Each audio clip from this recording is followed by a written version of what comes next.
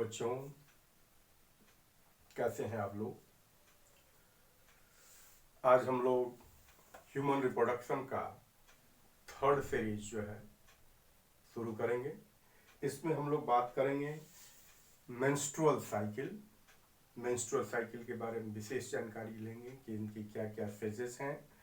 दूसरी की फर्टिलाइजेशन क्या होता है, कैसे होता है फर्टिलाइजेशन, और उसके बाद ओवम का स्ट्रक्चर क्या होता है, जाइगोट फर्दर कैसे डेवलप करता है, और अर्थात ये कहें कि जाइगोट के डेवलपमेंट के बाद के जो स्टेजेस होते हैं वो क्या होते हैं, और फाइनली एम्ब्रियो पूरी तरह से कैसे डेवलप करता है, फिटस का निर्माण कैसे होता है, और पार्टीशन कैसे होता है, अर्थात चाइल्ड बर्थ कैसे होता है।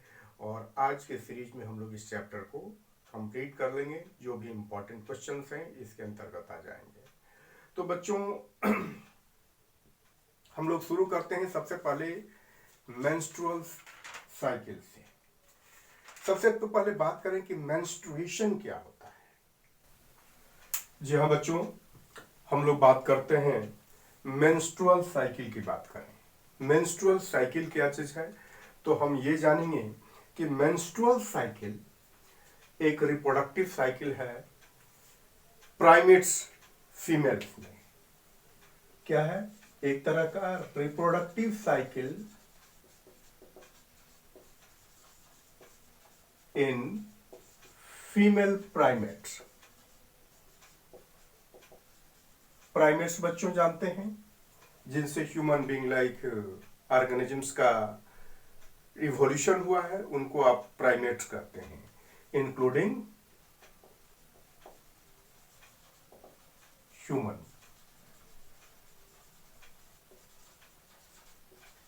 यानी कि एक तरह का रिप्रोडक्टिव साइकिल हो गया। ये कब स्टार्ट होता है, स्टार्ट ड्यूरिंग पबर्टी। और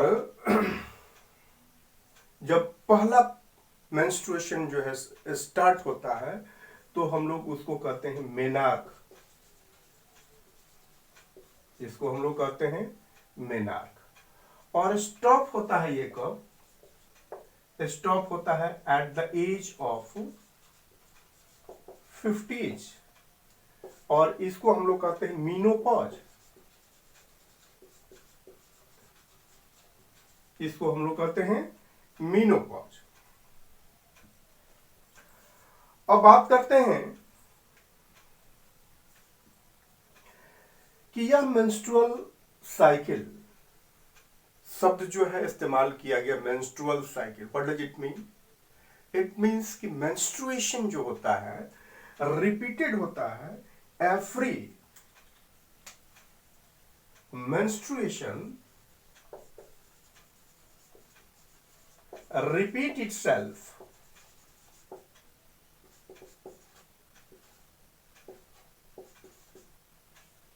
every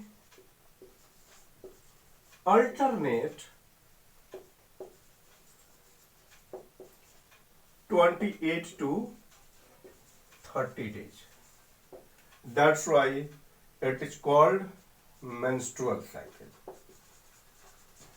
इसीलिए इसको हम लोग क्या कहते हैं, मेंस्ट्रुअल साइकिल कहते हैं। और मेंस्ट्रुअल साइकिल के मिड में, in the mid of menstrual cycle, one ovum is released. One ovum is released. ये चीज हम लोगों को जानना है इंट्रो में। अब हम लोग बात करें कि what are different phases of menstrual cycle. What are different phases of menstrual cycle. बच्चों हम लोग इसको 4 फेजों में स्टडी कर सकते हैं। फर्स्ट को हम लोग कहते हैं menstrual phase.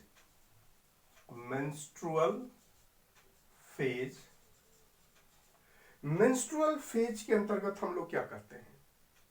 There is menstrual flow, it means bleeding. क्या होता है इसमें? यूटेरस, वॉल ऑफ यूटेरस, कौन सा वाल? Endometrium.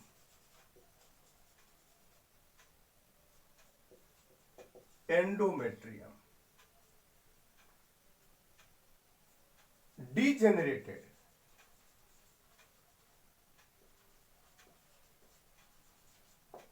with blood vessels,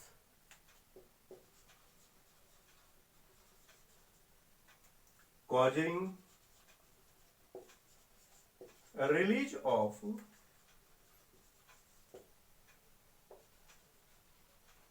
blood। इसी चीज को हम लोग क्या कहते हैं? मेंस्ट्रुअल फेज कहते हैं। और यह फेज कंटिन्यू होता है, continue up to 3 to 5 days. कितने दिनों तक चलेगा? 3 to 5 डेज। अगर मेंस्ट्रुअल साइकिल लैग कर जाए, lack of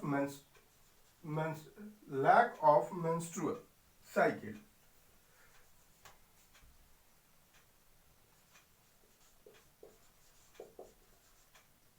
menstrual cycle indicates pregnancy।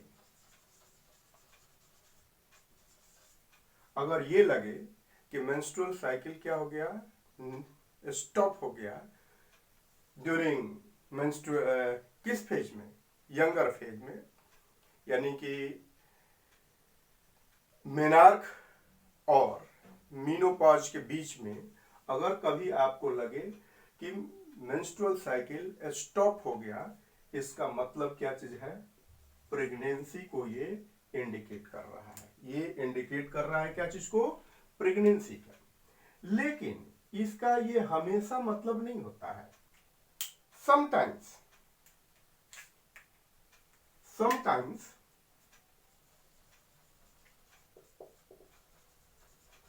Can be seen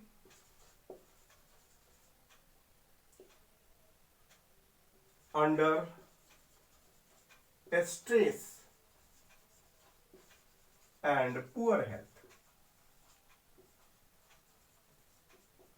अगर काफी स्ट्रेस में लड़ी है और उसका हेल्थ भी अच्छा नहीं है, दवाएं चल रही हैं काफी, तो उनके चलते भी मेंस्ट्रुअल साइकिल क्या हो जाता है? टेम्पोररली सस्पेंड हो जाता है। इसका मतलब क्या चीज? कि केवल प्रेगनेंसी ही नहीं कारण है लैक ऑफ मेंस्ट्रुअल साइकिल का। ये एक सवाल आता है। अब दूसरी बात करें हम लोग,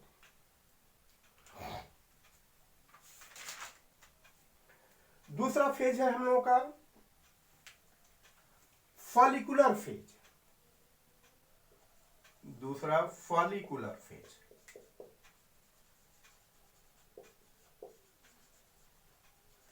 या इसको हम लोग प्रोलिफेरेटिव फेज भी कहते हैं। क्या कहते हैं इसको? Proliferative phase.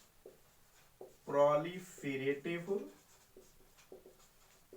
फेज भी कहते हैं। What does it mean? Proliferative और फॉलिकुलर, इसका मतलब क्या चीज है? फॉलिकुलर फेज का मतलब हुआ कि development of follicles, development of primary follicles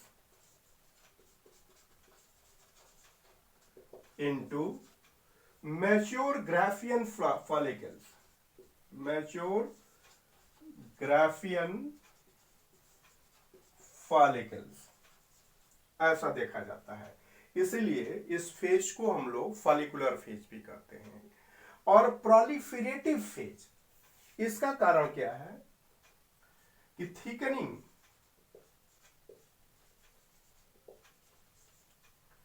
of endometrial wall of uterus by proliferation मतलब सतत प्रयास के बाद लगातार कंटिन्यूअसली थिकनिंग होता है एंडोमेट्रियल वॉल का, इसीलिए इसको हम लोग प्रोलिफेरेटिव फेज भी कहते हैं। इसके बाद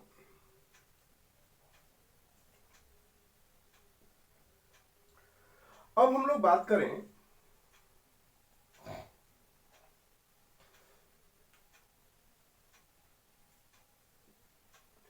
कि ये दोनों ही changes, whether it is development of follicles और thickening of endometrial wall, that is the proliferation of the endometrial wall, both are controlled by certain hormonal actions। वो क्या है भाई, इसको हम लोग देखते हैं। तो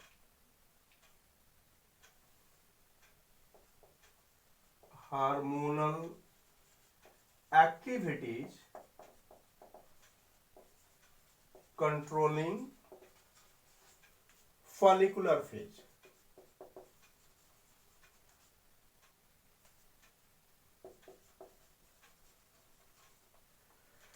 तो बच्चों इस पर हम लोग ध्यान दें, ओवेरियन हार्मोन। एक सवाल यहां पर आता है बच्चों, आप ये एनसीईआरटी का मेंस्ट्रुअल साइकिल का आप डायग्राम जो है जरूर देखेंगे। इस डायग्राम में क्या क्या चीज है, इसमें लेबलिंग के लिए दिया जाता है।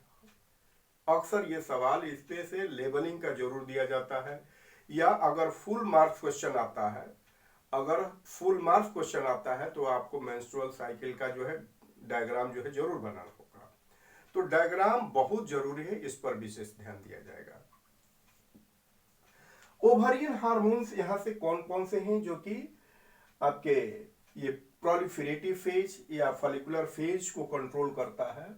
तो यहां दो तरह के हार्मोन्स हैं, एक को हम लोग कहते हैं एलएच यानी कि ल्यूटिनाइजिंग हार्मोन, और दूसरे को कहते हैं एफएसएच यानी कि फॉलिकल स्टिमुलेटिंग हार्मोन्स। ये दोनों ही हार्मोन्स जो हैं, ये दोनों ही हार्मोन्स कंट्रोल फॉलिकुलर डेवलपमेंट। ध्यान दीजिए, कहां से इनका डेवलपमेंट हुआ है, इनकी सेक्रेशन कहां से हो रहा है, ओवरी से। ओवरी से एलएच और एफएसएच नाम के दो हार्मोन्स का सेक्रेशन होता है, और वह कंट्रोल करता है फॉलिकल्स के डेवलपमेंट को, यानी कि प्राइमरी फॉलिकल्स को ग्राफियन फॉलिकल्स में डेवलप करने के लिए यह कंट्रोल करता है। और एक बात बताया जाए कि इट ऑल्सो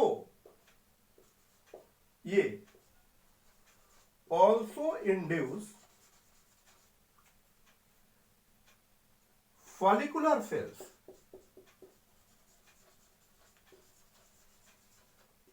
to secrete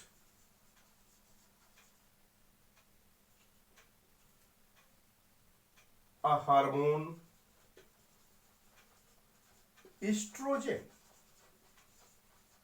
बच्चों हाँ, ये कहां से, एस्ट्रोजन का सेक्रेशन, कंट्रोल ओव्यूलेशन ये कंट्रोल करता है। चलिए अब यहां लिख दिए तो बात आ गई। अब हम लोग बात करते हैं क्या चीज, एलएच और एफएसएच। आप अपने ग्राफ में देखिएगा, यानी डायग्राम में, एनसीईआरटी वाला डायग्राम में आप देखिएगा कि during the mid of the FSH, during the mid of the menstrual cycle, LH और एफएसएच का पीक जो होता है काफी हाई हो जाता है, और जैसे ये हाई होता है उसी वक्त एस्ट्रोजन का भी लेवल हाई हो जाता है। अर्थात in the mid of the cycle when LH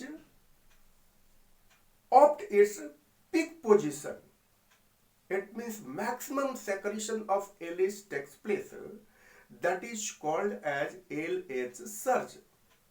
यहां से क्वेश्चन आता है कि what is LH surge? LH surge तो क्या जवाब देंगे कि a characteristics of secretion of high level of high level of luteinizing hormone during the mid of the menstrual cycle causing rupturing of Graafian follicle is called as the LH surge. तो ये कहें कि in mid of MC LH attain its high peak, attain its highest peak कहा जाए,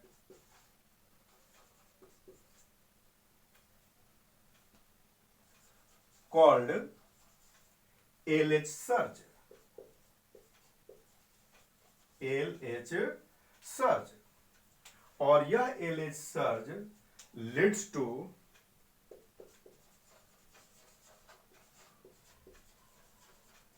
ovulation. That means rupturing of Graafian follicle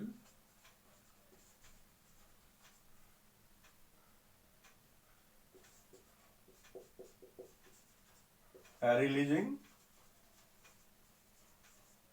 ovum.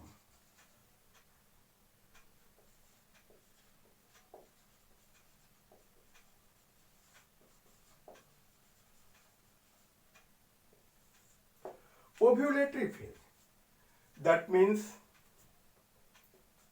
mid of the cycle जहां ovulation होता है। अभी हम लोगों ने बात किया mid of the cycle ovulation होता है। किसको कौन कंट्रोल किया? इसको कौन कंट्रोल किया? LH सर्ज ने कंट्रोल किया, जो कि ग्राफियन फॉलिकल्स को रप्चर किया और ओवम रिलीज कर दिया। तो इसको हम लोग इतना ही फेज पढ़ेंगे। एनसीईआरटी में इसको ज्यादा वक्त नहीं दिया है। अब हम लोग चौथा फेज हम लोग कहेंगे क्या चीज? Luteal phase.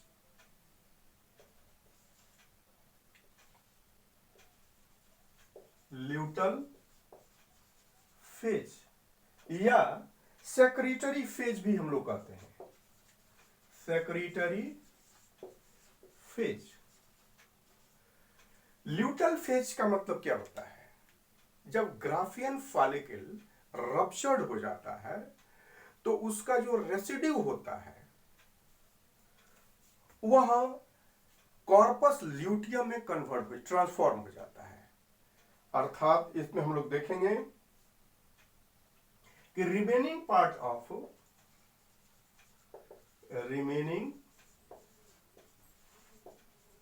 Of Graafian follicle transform into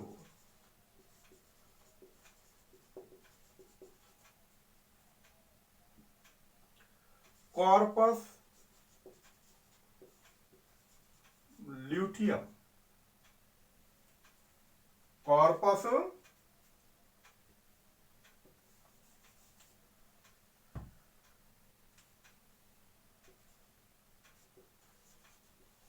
luteum, corpus luteum. और बच्चे, यही कॉर्पस ल्यूटियम एस्ट्रोजन का सेक्रेशन करता है। Corpus luteum secret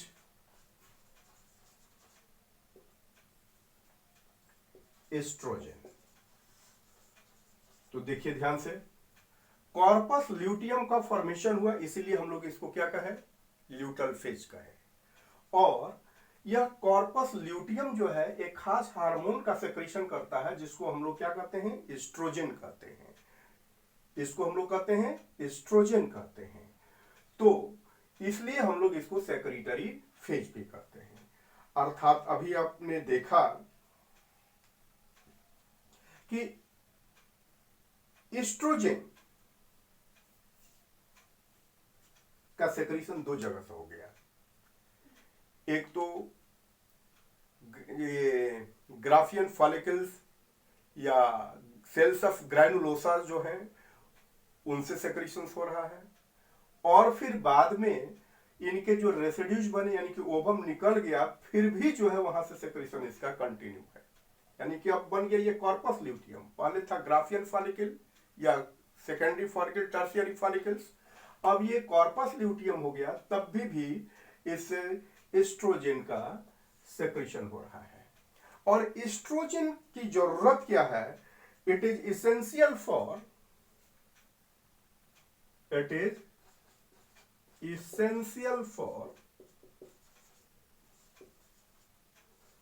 maintenance of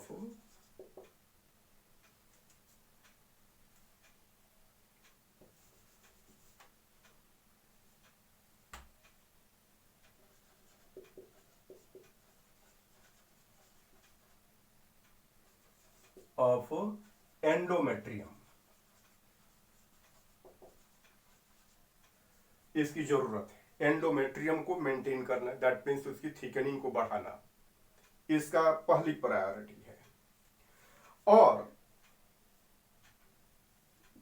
जब एंडोमेट्रियम जो होगा थिकेंड होगा तो यह एक तरह का गुड एटमॉस्फेयर प्रोवाइड करता है for the plant implantation.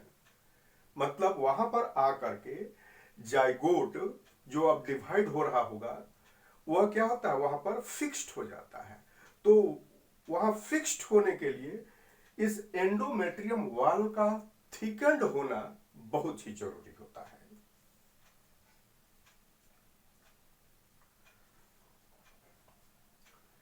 In absence of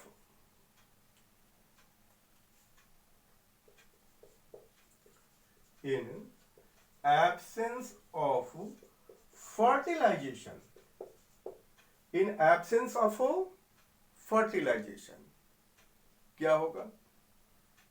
यह एंडोमेट्रियम वॉल डीजेनरेट कर जाता है। अगर फर्टिलाइजेशन नहीं हुआ तो ये एंडोमेट्रियम वॉल क्या हो जाएगा? Degenerate endometrium.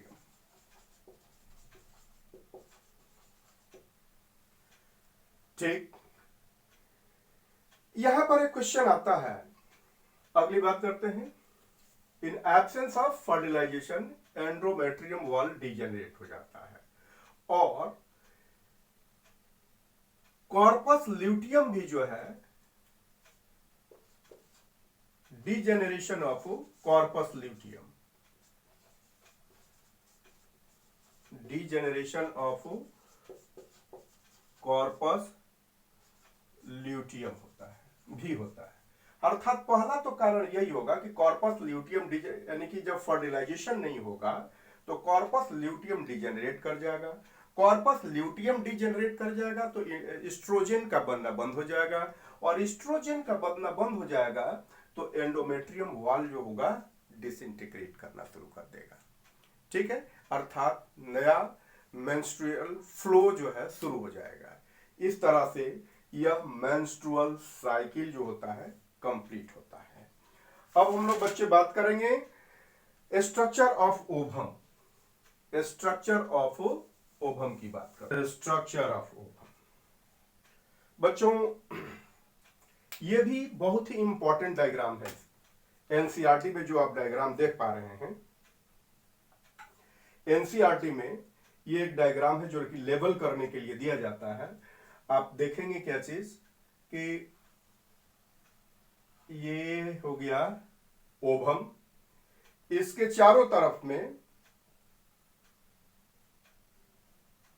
एक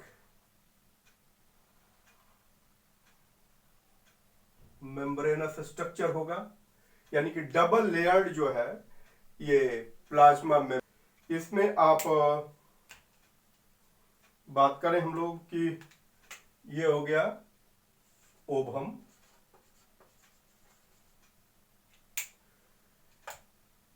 ये जो सेल्स हैं बच्चे, इनको हम लोग कहते हैं cells of corona radiata, cells of corona radiata.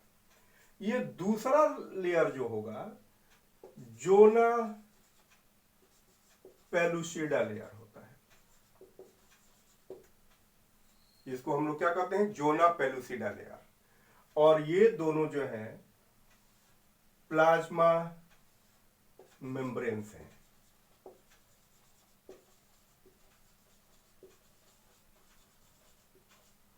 और ये दोनों के बीच में जो स्पेस है पेरीवाइटेलाइन स्पेस कहा जाता है,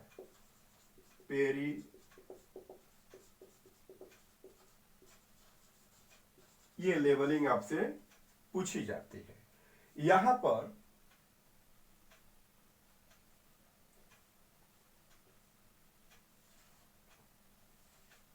ये हो गए स्पर्म्स।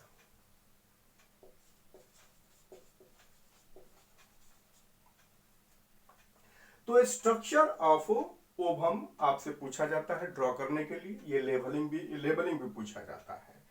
अब हम लोग बात करें कि fusion of sperms with ovum, fusion of sperms with ovum is called as the fertilisation. और ये फर्टिलाइजेशन का प्रोसेस कैसे कंप्लीट होता है बच्चों, ये ध्यान रखा जाए। इसके चारों तरफ में ढेर सारे जो हैं स्पर्म्स होते हैं, लेकिन एंट्री केवल एक ही स्पर्म की मिलती है, एंट्री केवल एक ही स्पर्म की मिलती है। ये देखिए, इसके इस पार्ट को हम लोग क्या कहते हैं, एक्रोसोम कहते हैं। ये एक्रोसोम क्या कहता है कि इन सेल वाल, ये लेयर्स ऑफ जो ये सेल्स हैं, इनको ये डिजॉल्व करता हुआ ये आगे बढ़ता है, यानी कि जोना पेलुसिडा लेयर में। ये जो थिक लेयर है इसको हम लोग क्या कहते हैं, जोना पेलुसिडा लेयर कहते हैं। और जोना पेलुसिडा लेयर को जब इंटर करता है तो इस लेयर में एक खास तरह का परिवर्तन हो जाता है, यानी कि इसको हम लोग कहते हैं conformational changing in this layer, जो उसको फर्दर टफ कर देता है और किसी भी एडिशनल स्पर्म्स की एंट्री को वह रोक देता है। यहां हम लोग एक एग्जांपल साइट करते हैं कि जैसे बालू और सीमेंट, एक बार उसमें आप पानी मिला दीजिए और वो छोड़ दीजिएगा, थोड़ा देर के बाद वो बहुत ही कड़ा हो जाता है और कड़ा हो जाएगा, फिर आप उसमें कितना भी पानी मिलाने की कोशिश कीजिए, वो पानी उससे मिल नहीं पाएगा। उसी तरह से हम लोग इस एग्जाम्पल को ले सकते हैं कि जैसे ही ये स्पर्म जो है जोना पेलुसिडा लेयर तक पेनेट्रेट करता है, जोना पेलुसिडा लेयर में एक तरह का कन्फर्मेशनल चेंजिंग हो जाता है और उसके चलते ये लेयर इतना टफ बन जाता है कि फर्दर किसी भी स्पर्म्स की एंट्री को वह रोक देता है। और इस तरह से केवल एक ही स्पर्म का एंट्री जो होता है कंफर्म होता है, इसलिए इसको यानी कि ह्यूमन फर्टिलाइजेशन को मोनोस्पर्मी कहा जाता है। फर्टिलाइजेशन का क्या कहा जाएगा, ह्यूमन फर्टिलाइजेशन को हम लोग मोनोस्पर्मी कहा जाता है। ठीक है बच्चों, और जब अब यहां पर जब एंट्री होती है, एक बात और हम लोग ध्यान देंगे, हम लोग ऊजिनेसिस में भी इसको पढ़े हैं कि जैसे ही इसकी एंट्री यानी स्पर्म की एंट्री इस पोजीशन यानी कि साइटोप्लाज्म में हो जाता है, साइटोप्लाज्म में अगर हो जाए तब क्या होता है, आफ्टर एंट्री ऑफ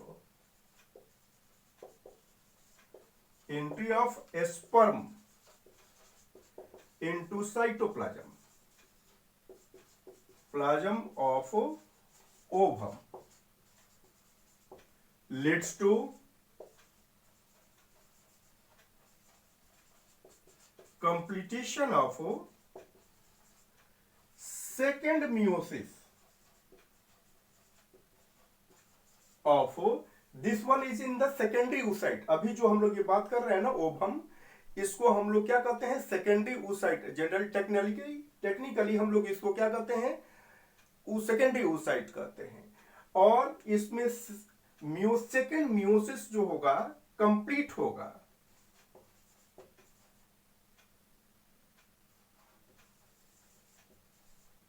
और क्या बनेगा, एक सेकेंड पोलर बॉडी,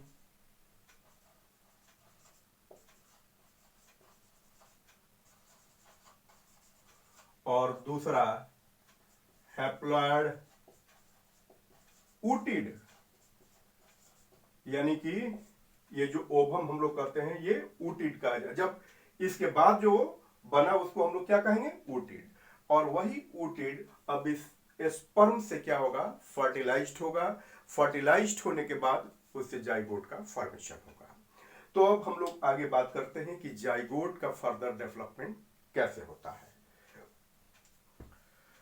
बच्चे अब हम लोग इस बात को कहते हैं, अगला टॉपिक जो होता है cleavage and implantation. Cleavage and implantation. Cleavage का मतलब क्या होता है, division of zygote. Division of zygote को हम लोग क्लीवेज करते हैं। और ये कहां होता है, हाँ एक चीज हम लोग बात कर लिए कि फर्टिलाइजेशन का साइट क्या होता है। एक सवाल आता है कि where does fertilisation takes place. पहले इस बात को हम लोग चर्चा कर लेते हैं। तो fertilisation takes place in the isthmic ampullary isthmic junction. Ampulla और इस्थमस का जो जंक्शन होता है वहीं पर फर्टिलाइजेशन होता है, ठीक। और एक चीज, दूसरा चीज कि हर ओव्यूलेशन में प्रेगनेंसी कंफर्म नहीं होती है, या हर कॉपुलेशन में, हर तरह के कॉपुलेशन या इंटरकोर्स के बाद प्रेगनेंसी कंफर्म नहीं होती है। ऐसा क्या कारण है, यह भी सवाल आता है।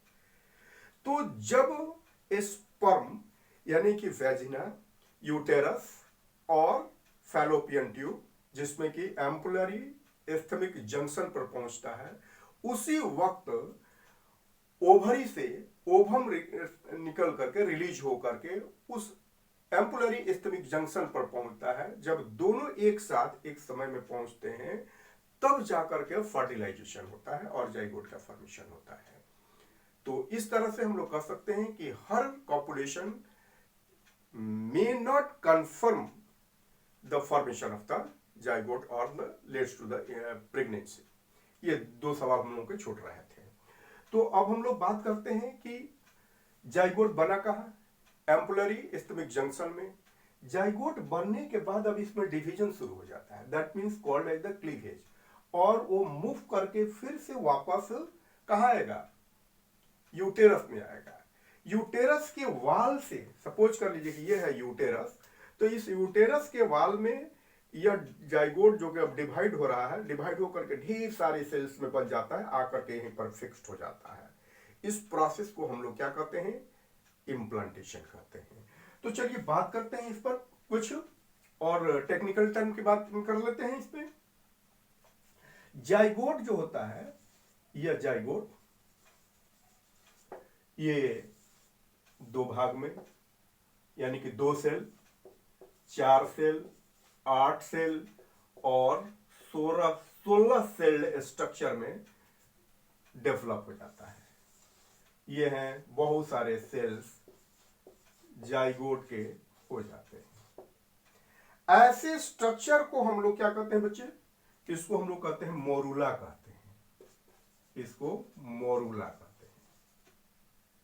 8 to 16 sailed structure, 8 to 16 sailed structure को हम लोग क्या कहते हैं, मोरूला कहते हैं। और इनके जो सेल्स होते हैं इनको हम लोग कहते हैं ब्लास्टोमियर्स। ब्लास्टोमियर्स कहते हैं, इनके सेल्स को हम लोग ब्लास्टोमियर्स कहते हैं। जी हाँ। अब इसके बाद जब ये सेल्स की संख्या बढ़ती है, यानी कि 16 के बाद जो है 32 से और आगे जब सेल्स बनते हैं, तो ये सेल्स जो हैं अरेंज्ड होते हैं। और अरेंज होकर के कैसे ये निर्माण करते हैं, ये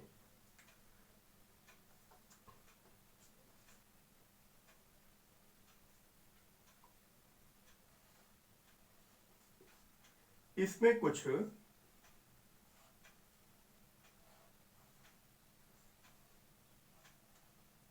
इस तरह के सेल्स अरेंज्ड हो जाते हैं।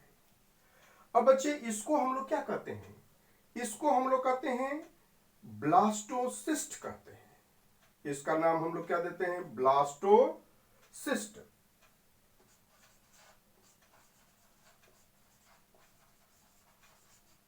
यानी मोरूला जो होता है ट्रांसफॉर्म होता है इस तरह के स्ट्रक्चर वाले सेल को, इस तरह के स्ट्रक्चर वाले बॉडी में, तो इसको हम लोग क्या कहते हैं, ये स्ट्रक्चर को हम लोग ब्लास्टोसिस्ट कहते हैं। ब्लास्टोसिस्ट में क्या क्या पार्ट्स हम लोग को देखने को मिलता है, जो अब ये बाहर वाला सेल का लेयर होता है, इसको हम लोग कहते हैं ट्रोपोब्लास्ट। ट्रोपोब्लास्ट। और इसको हम लोग कहते हैं इनर सेल मास। ये ट्रोपोब्लास्ट जो होता है, ट्रोपोब्लास्ट, यह यूटेरस के वॉल से अटैच्ड हो जाता है। यूटेरस के वॉल से क्या हो जाता है, अटैच्ड हो जाता है। और जो इनर सेल वॉल होता है यह एम्ब्रियो में डेवलप होता है। यह डेवलप इनटू एम्ब्रियो। और ये है अटैच्ड विथ यूटेराइन वॉल। ठीक, अब बात हम लोग आगे करते हैं कि जब यह यूटेराइन वॉल से अटैच्ड हो जाता है तो इस प्रोसेस को हम लोग इम्प्लांटेशन कहते हैं। तो इम्प्लांटेशन में और क्या चीज होता है, लेट अस सी, एम्ब्रियोनिक डेवलपमेंट। एम्ब्रियोनिक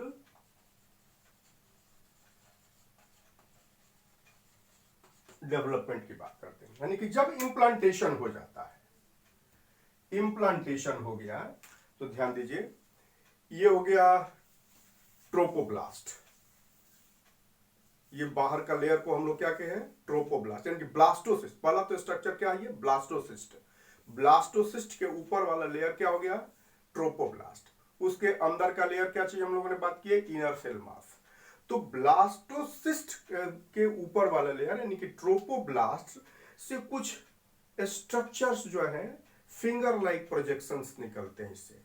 इससे चारों तरफ क्या निकलता है, फिंगर लाइक, ऐसे ही इस पर थोड़ी लग जाएगा अटैच, यानी कि यूटेरस का वाल है, ये वॉल ऑफ यूटेरस है, और ये है क्या चीज, ब्लास्टोसिस्ट, जिसका ऊपर लेयर ट्रोपोब्लास्ट। इससे क्या होता है, कुछ फिंगर लाइक स्ट्रक्चर्स जो है ये जनरेट करते हैं इसके ऊपर से, और ये पूरा फिंगर लाइक स्ट्रक्चर्स के माध्यम से ये यूटेराइन वाल के अंदर में ये क्या हो जाता है, जाकर के फिक्स्ड हो जाता है, जहां की एंडोमेट्रियम वाल पूरी तरह से और थिकन होना शुरू हो जाता है और इसको पूरी तरह से कवर कर लेता है बच्चे। और तब इस स्टेज को हम लोग क्या कहते हैं, इम्प्लांटेशन, यानी कि एकदम बिल्कुल ये फिक्स्ड हो जाता है। तो ये फिंगर लाइक प्रोजेक्शंस जो होते हैं ब्लास्टोसिस्ट के ऊपर, यानी कि ट्रोपोब्लास्ट लेयर से जो निकलते हैं, ये बनाते हैं कोरियोनिक विली। इसको हम लोग क्या कहते हैं, finger like projections on trophoblast, chorionic villi, chorionic villi कहा जाता है। कोरियोनिक विली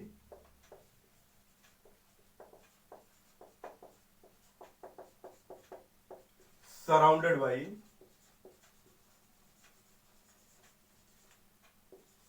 uterine endometrial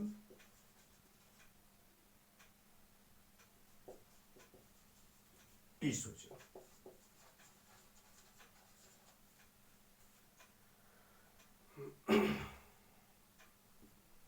अब यहां पर ध्यान दिया जाए कि यूटेराइन टिश्यूज और कोरियोनिक विले दोनों एक दूसरे से इंटरडिजिटेटेड हो जाते हैं और वह बनाते हैं स्ट्रक्चर, हम लोग क्या कहते हैं उसको, प्लासेंटा कहते हैं।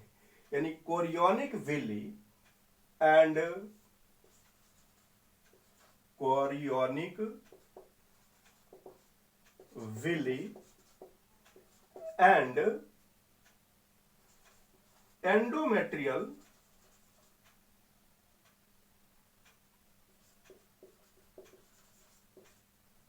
tissues interdigitated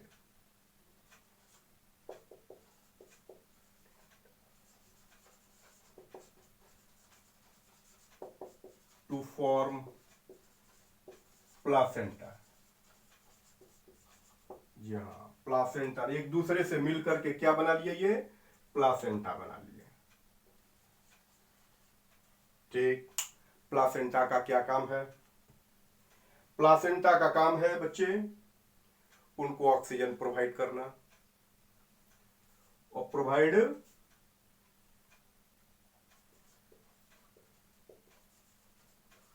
oxygen, nutrients and remove carbon dioxide and waste material. इनका काम है। इसके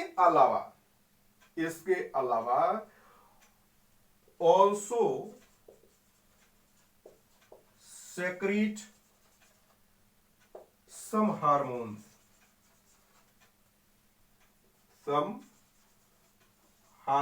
जो कि प्रेगनेंसी को कंट्रोल करता है।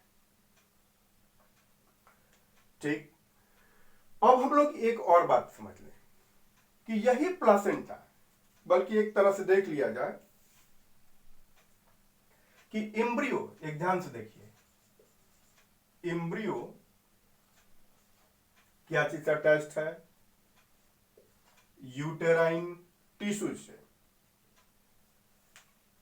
यूटेराइन टिश्यू से, लेकिन इनके बीच में और स्ट्रक्चर है। अर्थात कि एम्ब्रियो जो होता है वह अम्बेलिकल कॉर्ड से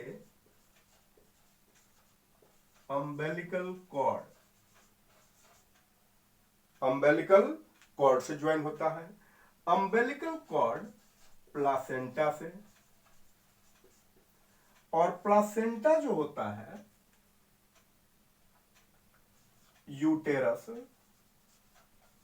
ऑफ मदर से ज्वाइंट हो जाता है। तो इस तरह से हम लोग देखें कि कौन सा बॉडी किससे ज्वाइंट हो करके क्या काम कर रहा है। ठीक, अब हम लोग अगले टॉपिक में पढ़ते हैं कि किस तरह से ये प्लासेंटा एक एंडोक्राइन ग्लैंड की तरह से काम करता है। ये भी एक तरह का इंपॉर्टेंट क्वेश्चन है।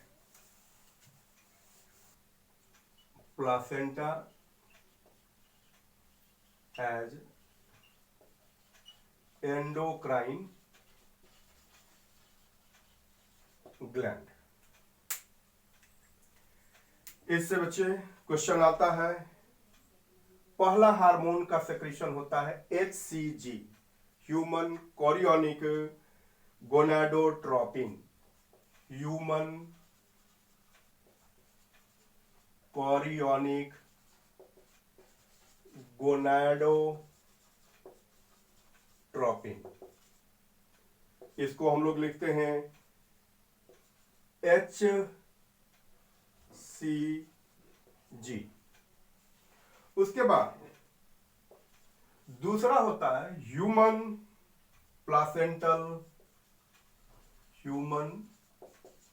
प्लासेंटल लैक्टोजेन अर्थात HPL दूसरे हार्मोन से। तीसरा हार्मोन जो होता है इसे एस्ट्रोजेन। चौथा हार्मोन प्रोजेस्टेरॉन, प्रोजेस्टोजेंस कहिए, प्रोजेस्टोजेंस। और ये तो हुआ प्लासेंटा से। इसके बाद और प्रेगनेंसी में और कहां कहां से क्या क्या हार्मोन्स का सेक्रेशन होता है, इस पर भी हम लोगों को चर्चा करने की जरूरत है कि in latter part of pregnancy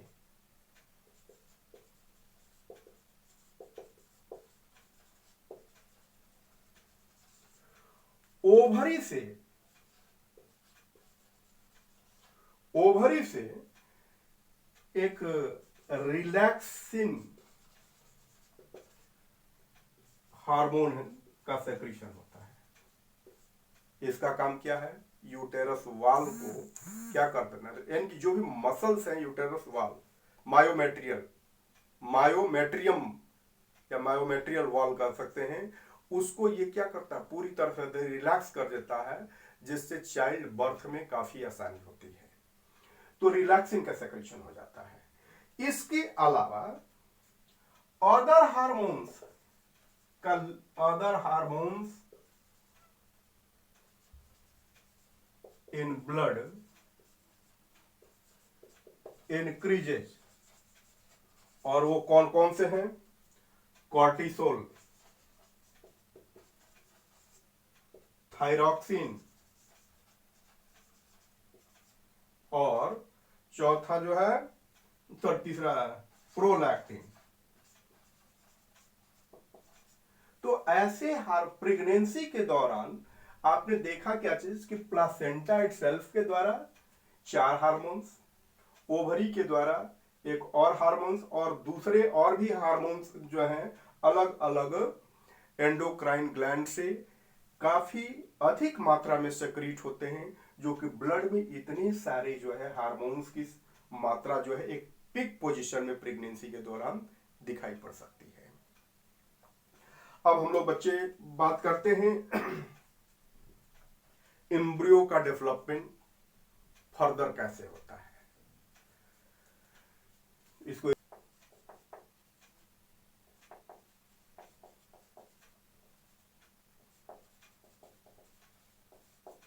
further development of embryo. तो बच्चे पहले मंथ में, ये हम लोग मंथ और इधर डेवलपमेंट की अगर बात करें तो फर्स्ट मंथ में हार्ट का साउंड जो है हम लोग को सुनने को मिल सकता है, यानी हार्ट बन जाता है, हार्ट साउंड, हार्ट का तैयारी हो जाती है पहले ही मंथ में। दूसरे मंथ में लिम्स एंड डिजिट,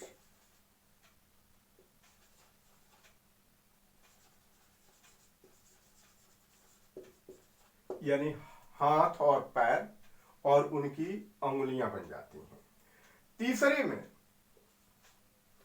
तीसरे में major organs including sex organs की डेवलपमेंट हो जाती है। इसीलिए देखिए डॉक्टर जो है सेक्स डिटर्मिनेशन के लिए फर्स्ट ट्राइमेस्टर को कंप्लीट मांगता है, यानी कि 3 महीने के बाद वह यूसीजी करता है, अल्ट्रासोनोग्राफी करता है, और तब बताता है क्या चीज की, whether the foetus is male और फीमेल। यही कारण है क्योंकि 3 महीने के बाद ही उसमें सेक्स ऑर्गन्स का और मेजर ऑर्गन्स जो है उनके डेवलप होते हैं। उसके बाद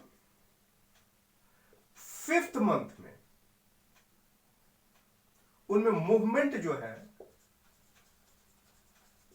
ऑब्जर्व किया जा सकता है और हेयर ऑन हेड भी आ जाता है। उसके बाद 6 मंथ में बॉडी पूरा जो है कवर्ड विथ हेयर हो जाता है। ठीक, इन 9 मंथ फुली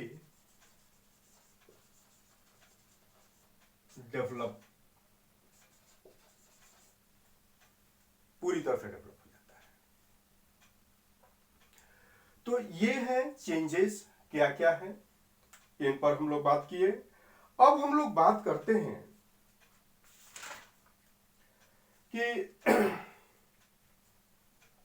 जब चाइल्ड यानी सॉरी फिटस पूरी तरह से डेवलप हो जाता है तब क्या होता है? ए सिग्नल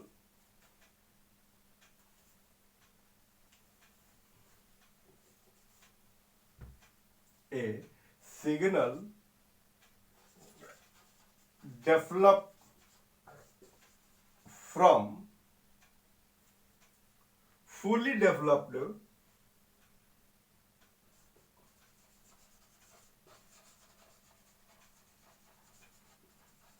fetus and placenta।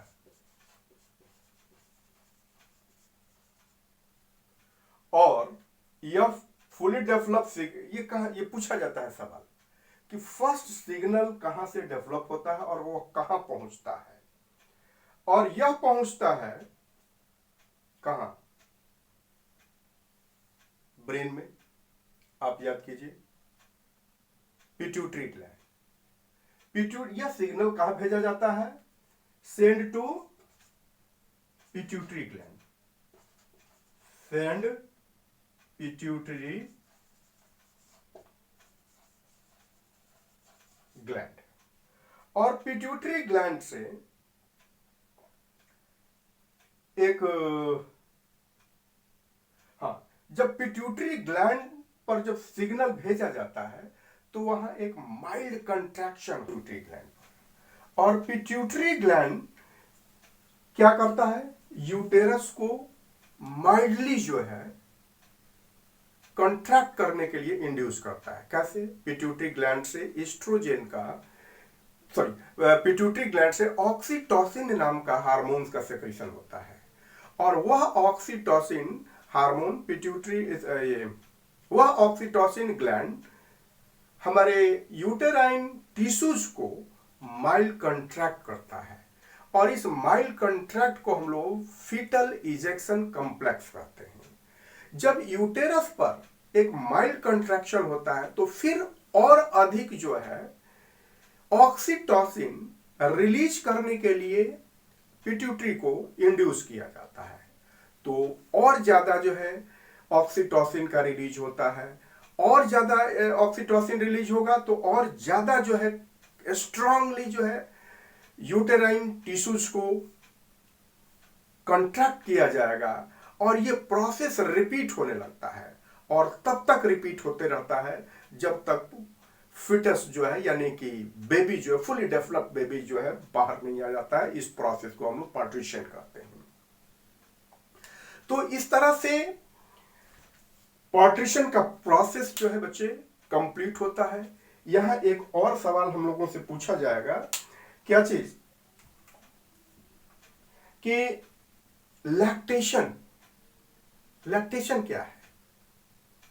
तो आफ्टर पार्टीशन मेमोरी ग्लैंड क्या करता है? मेमोरी ग्लैंड तो पूरी तरह से फुली डेवलप्ड हो जाता है और उनका सेक्रेशंस भी शुरू हो जाता है।